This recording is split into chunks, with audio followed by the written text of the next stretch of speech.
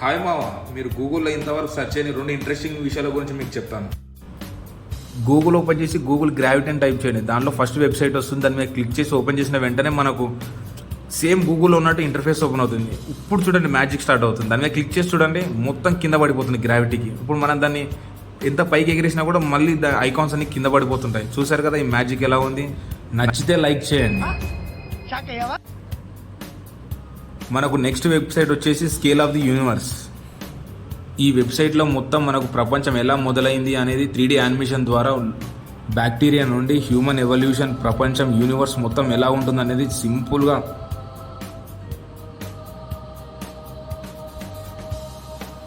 ఈ వెబ్సైట్లో చూపించారు.